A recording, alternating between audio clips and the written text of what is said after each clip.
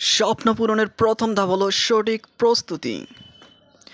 ঘরে বসে পড়াশোনা লার্ন উইথ আরিফ স্যার চ্যানেলে আপনাদের স্বাগতম। পড়ব, বুঝবো, আত্মবিশ্বাসী হব, সফল হব। চলুন শুরু করি আজকের গুরুত্বপূর্ণ ক্লাস। আসসালামু আলাইকুম প্রিয় শিক্ষার্থীবৃন্দ, আশা করছি প্রত্যেকে তোমরা বেশ ভালো আছো। আজকে আমরা ষষ্ঠ শ্রেণীর ইংরেজি পাঠ্য বইয়ের লেসন 6 এর সমাধান করব। তাহলে চলো শুরু করি। ইট স্মেলস গুড, ঘ্রাণটা দারুণ। এই লেসনটি সলভ করতে গিয়ে যেসব ওয়ার্ড মিনিং আমাদের জানা দরকার, তাহলে আগে আমরা সেগুলো একটু রিভিউ করে আসি।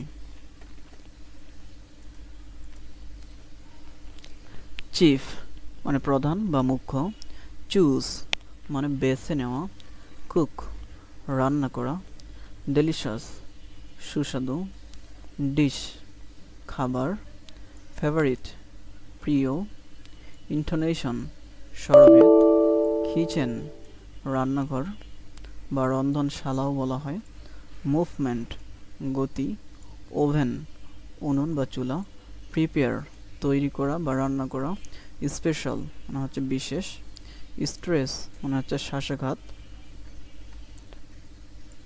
সাডেনলি হঠাৎ, ভয়েস কণ্ঠস্বর, ওয়েট্রেস পরিচারিকা। আমরা ওয়ার্ড মিনিংগুলো জেনে নিলাম, এখন আমরা প্যাসেজটি পড়ব। After completing the lesson, students will be able to এই পাঠটি পড়ার পর ছাত্রছাত্রীরা সক্ষম হবে ask and answer questions প্রশ্ন করতে এবং উত্তর দিতে, participate in short dialogues and conversations on familiar topics অর্থাৎ ছোট ছোট ডায়ালগে এবং কথোপকথনে পরিচিত টপিকের কথোপকথনে অংশ নিতে পারবে। এই নাম্বার বলা আছে read the passage and dialogue below.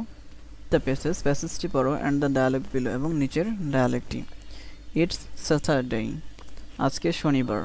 Miller's school is open Miller school খোলা, but Friday and Saturday are father's weekly holidays কিন্তু শুক্রবার এবং শনিবার বাবার বন্ধের দিন বা ছুটির দিন, সাপ্তাহিক বন্ধের দিন। Father sometimes loves to cook special dishes for everybody on Saturdays. বাবা মাঝে মাঝে বা কখনো কখনো সবার জন্য শনিবারে স্পেশাল রান্না করেন। It's 2 o'clock এখন 2টা বাজে। Time for Mila to come back from school. Miller school থেকে বাসায় ফেরার সময় হয়েছে। Mother is setting the table অর্থাৎ মা টেবিল গুছাচ্ছেন বা সাজাচ্ছেন। Mila's 2 younger sisters are playing in the living room. Miller দুইজন ছোট বোন অর্থাৎ দুই ছোট বোন শোয়ার ঘরে খেলছে। The doorbell rings অর্থাৎ কলিং বেল বাজছে। মিলা comes in মিলা ভেতরে ঢুকছে। মিলা হাই মম এই যে মা আই এম ব্যাক আমি এসেছি। হোয়াটস বাবা বাবা কোথায়? মম তার মা বলছে ইন দ্য কিচেন রান্নাঘরে। টুডে ইজ স্যাটারডে রিমেম্বার তোমার কি মনে নেই আজকে শনিবার? মিলা রাইট ঠিক Baba is cooking day Baba's cooking day আজকে বাবার রান্নার দিন। হাই বাবা এই যে Baba what are you cooking today আজকে তুমি কি রান্না করছো? ইট স্মেলস গুড খুব ভালো সুঘ্রাণ ছড়াচ্ছে। বাবা ইটস মোরগ পোলাও এটা মোরগ পোলাও ডিয়ার প্রিয়। ইউর ফেভারিট ডিশ তোমার প্রিয় খাবার। মিলা বলছে ক্যান আই ট্রাই সাম আমি কি কিছু খেয়ে দেখতে পারি? বাবা বলছে নো ইউ ক্যান্ট না তুমি পারো না। ইউ নো দ্য রুল তোমার নিয়ম জানা উচিত। ডোন্ট ইউ জানো না?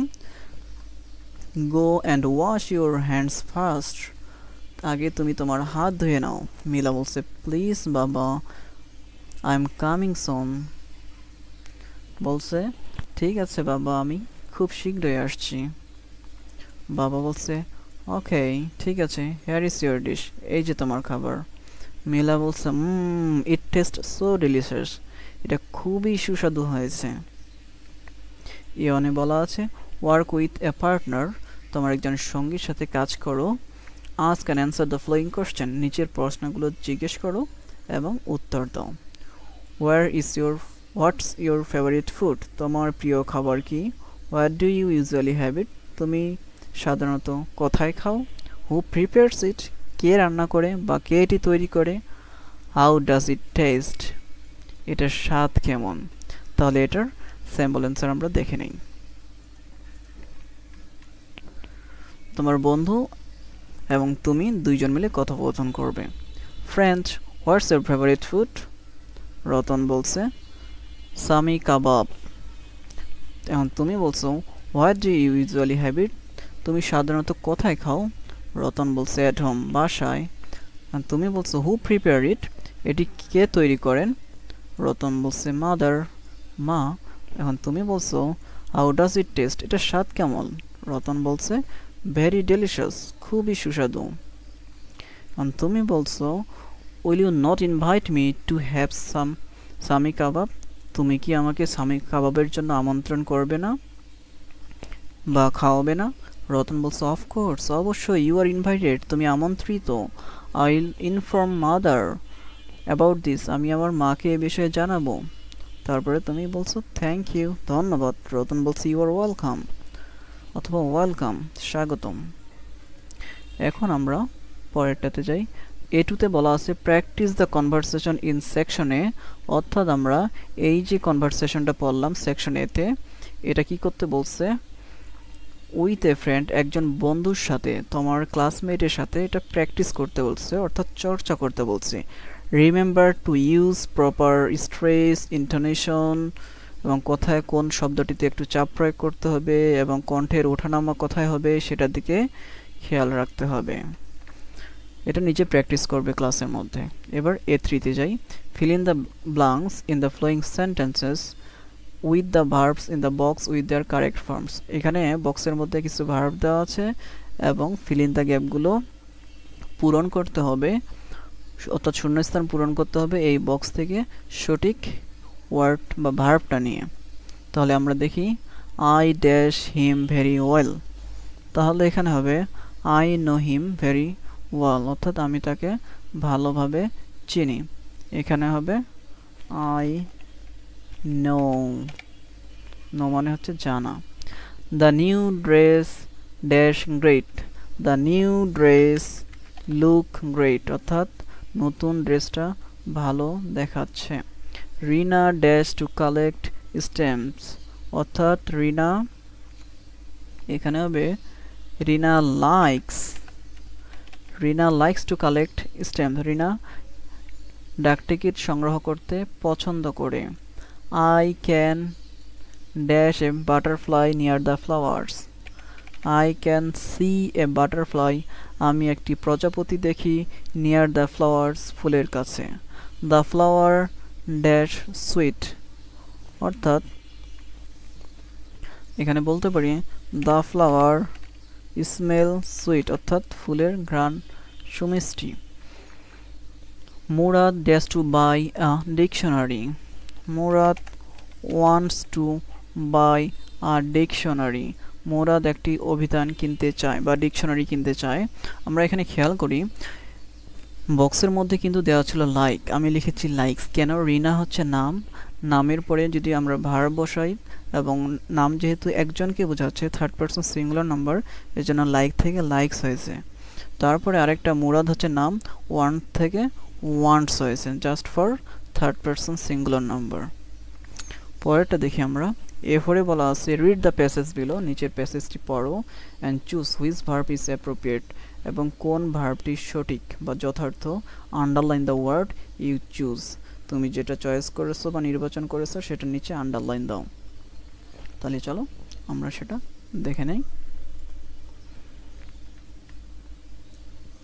শিখা বানু ওয়ার্কসের নিচে আন্ডারলাইন, কারণ এটাই এখানে appropriate. Shikha Banu works as a waitress in a restaurant in Chittagong, Shikha Banu চট্টগ্রামের একটি রেস্তোরাঁয় পরিচারিকা হিসেবে কাজ করেন।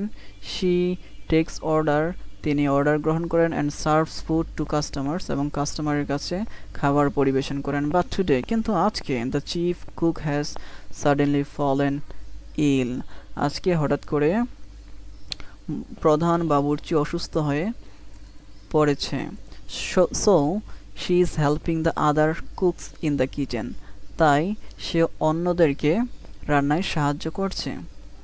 শি ইজ মেকিং পুডিং, তিনি পুডিং তৈরি করছেন বা বানাচ্ছেন। She thinks of her son, Priyam, সে তার ছেলে প্রিয়াম সম্পর্কে বা প্রিয়ামকে নিয়ে ভাবছে। হাউ হি লাভ, সে কত পছন্দ করে পুডিং খেতে। She wants to make a pudding for Priyam when she goes back home today, সে তার ছেলে প্রিয়ামের জন্য পুডিং তৈরি করতে চান যখন সে বাসায় আজকে যাবে। সাডেনলি, হঠাৎ করে, শি হিয়ার সামওয়ান সেজ, কেউ একজন বলছে, the pudding is done, pudding হয়ে গেছে আপা। Shall I take it off the oven, আমি কি সেটা ওভেন থেকে তুলে নিতে পারি? উইথ এ স্টার্ট, শিখাবানু চমকে উঠল এবং সেইস, বলে, ও ইয়েস, হ্যাঁ ঠিক আছে, প্লিজ ডু, তুমি তুলে নাও। তো প্রিয় শিক্ষার্থী বন্ধুরা, তাহলে আমরা আজকে দেখলাম লেসন 6-এর সমাধান। পরবর্তী ক্লাসে আমরা দেখব লেসন 7-এর সমাধান। ততক্ষণ পর্যন্ত নিজের খেয়াল রেখো। আল্লাহ হাফেজ। আজকের ক্লাস এখানেই শেষ। স্বপ্ন পূরণে থামা নয়, নিয়মিত অনুশীলনই সফলতার চাবিকাঠি। আবার দেখা হবে পরবর্তী ক্লাসে।